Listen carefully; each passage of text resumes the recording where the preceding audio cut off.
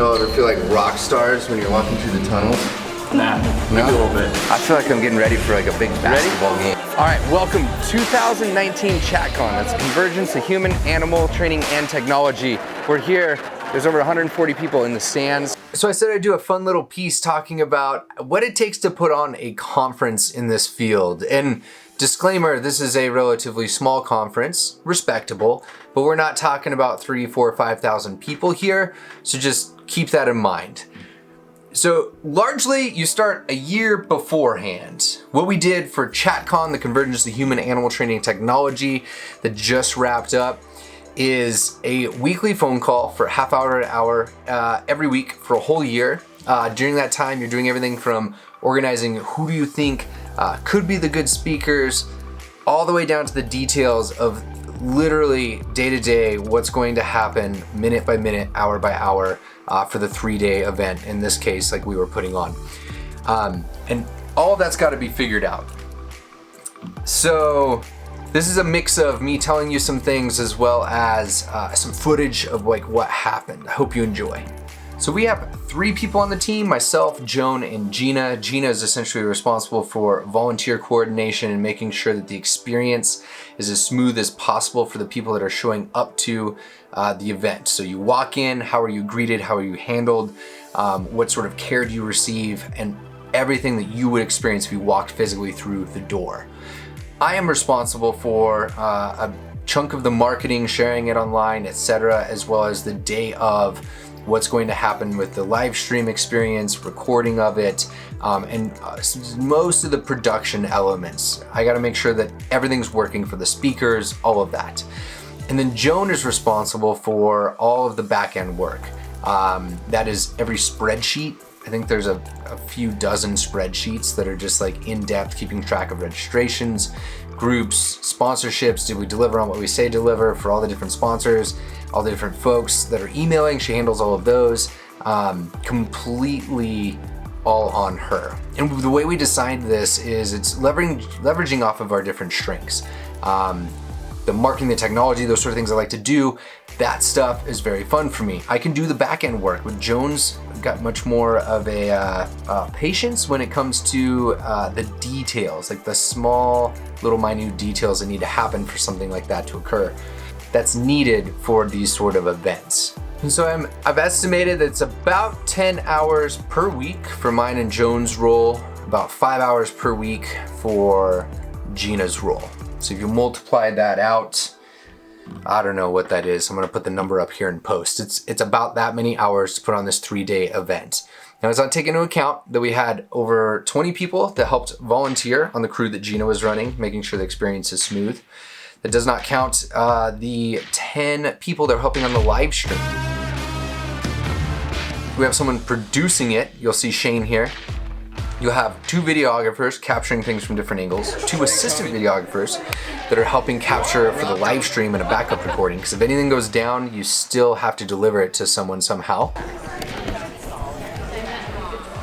All right, every morning, work on turning on. Not to mention, you can get a much higher quality recording with different gear, so we do that as well, with the hopes of putting this into like an online platform, content kind of place in the long run, where you can go in, you can buy certain talks and those sort of things, right? And then you have someone dedicated solely to the audio visual track. And so there's actually a really cool clip that came out of this. So Amanda is the AV tech that we hired for the weekend. And just one of the presentations, Anne Bergeron, is a dance teacher and was talking about fluency, tag teaching, and how it all comes together.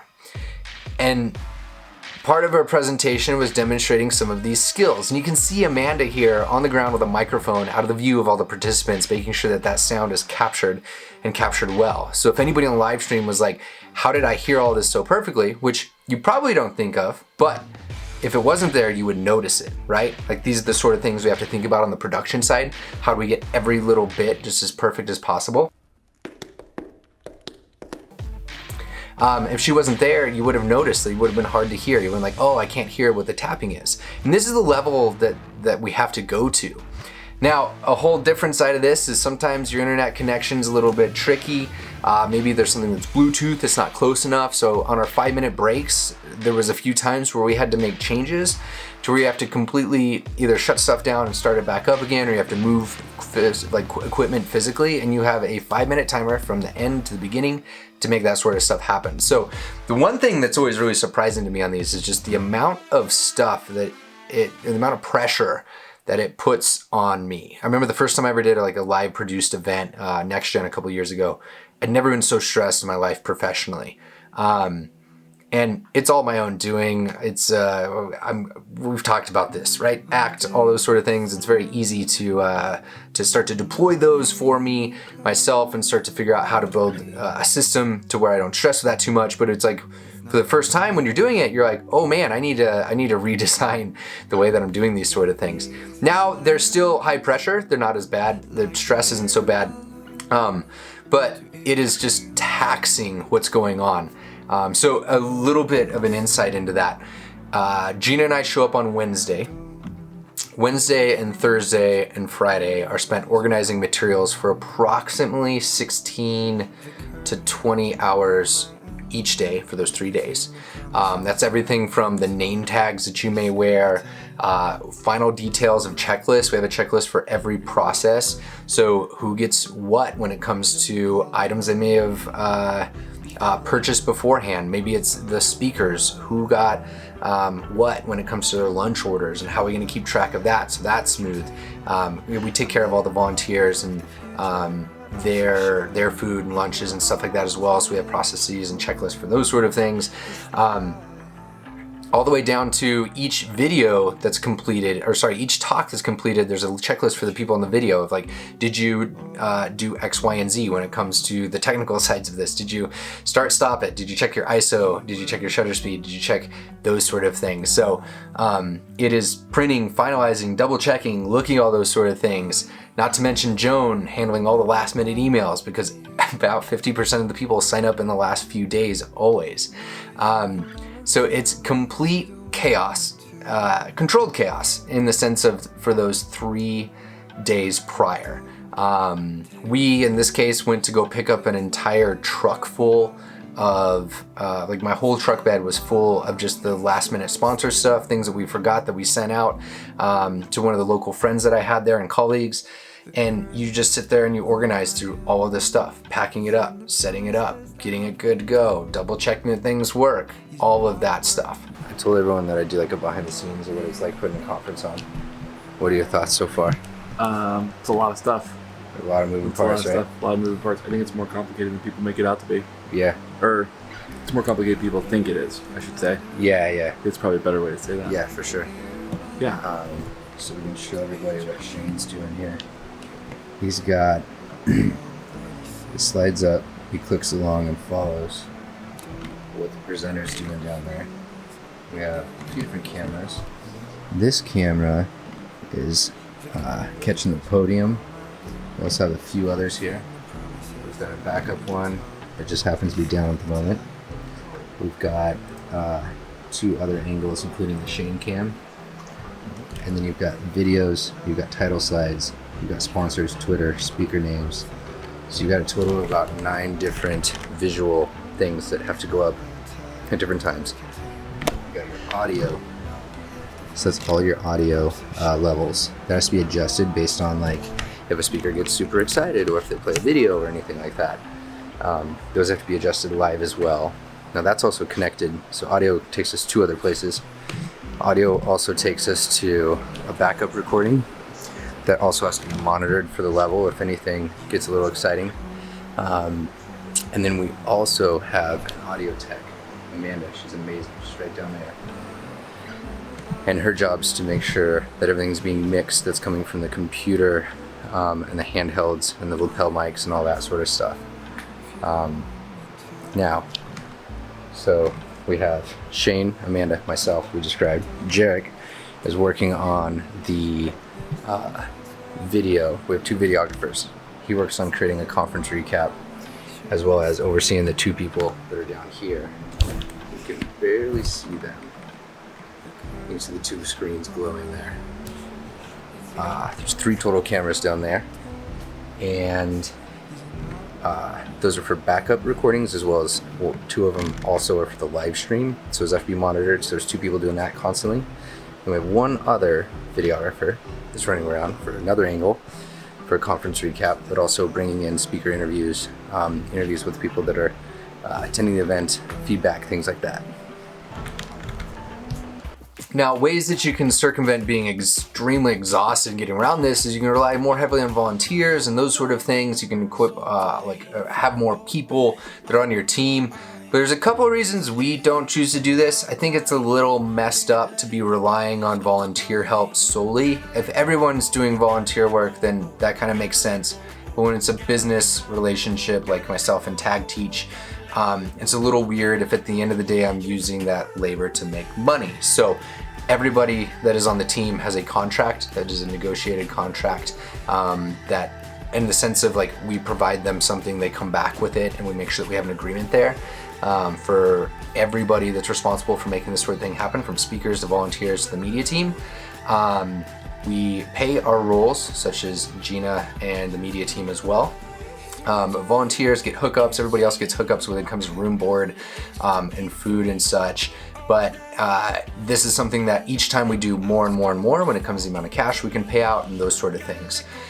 It's just totally dependent on the budget model at the end of the day. So the last part that I wanted to cover here is the cost of these sort of things. So this is a 150 person event in person, about 100 that were online, and the cost $39,000.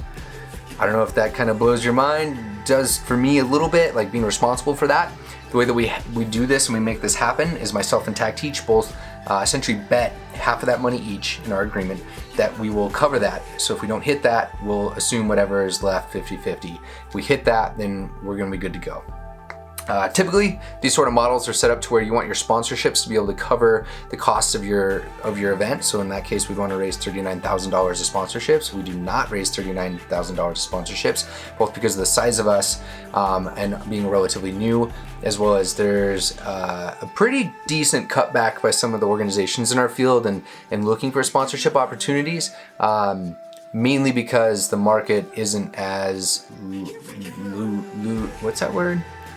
Lucrative. That's what I was looking for. Isn't as lucrative as it was in the past couple years. As an example, a lot of people were registering their RBTs as contractors.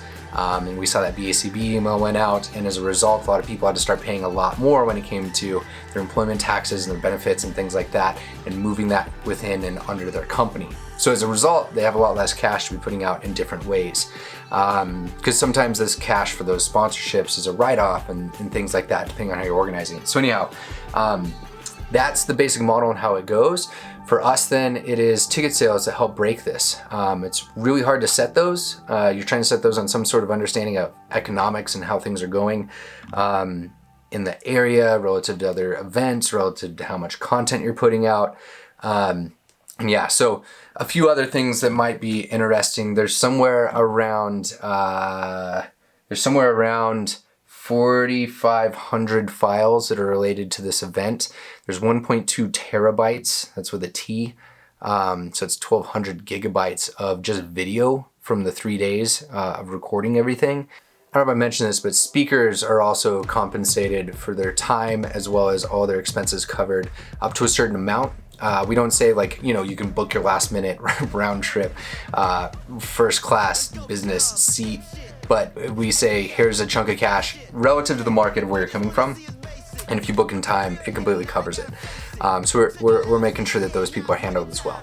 So I guess the next time that you go to an event, if you just kind of step back and think a little bit, I think you should always, as a consumer, be questioning where's my money going, what's the value I'm getting out of it. So if there's any issues or anything that you expect to be better, always inform people, and that's what I'm always looking for too. It's how you get better at these sort of things.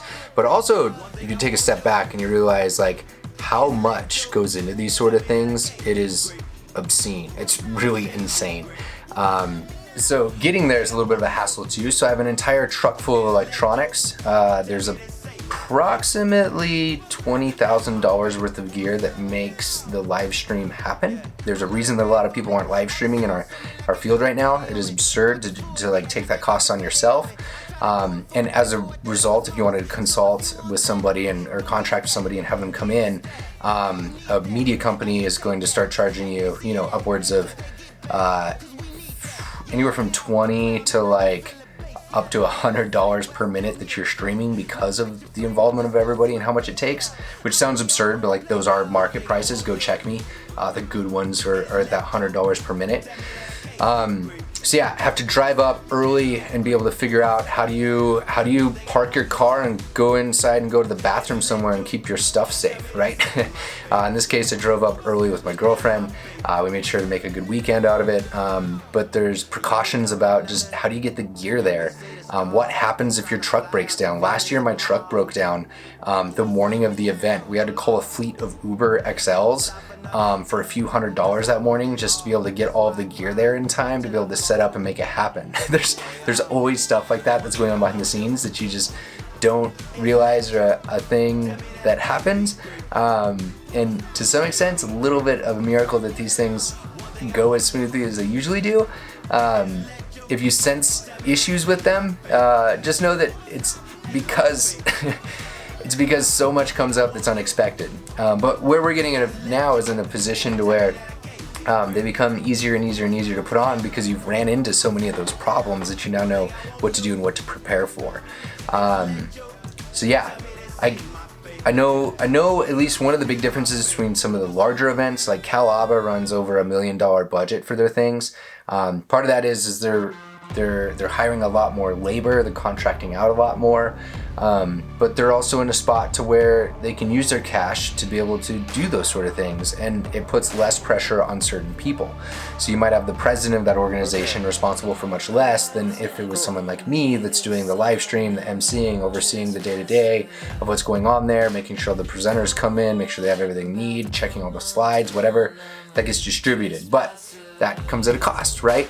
So anyhow, it's different for each event, especially different for people that have like some real good skin in the game like we do on making sure it's produced very well and it's kind of tied to our name and organization. A little bit different, I'd say, for the people that aren't, that are in those yearly kind of rotating roles. So yeah, I don't know if this was useful.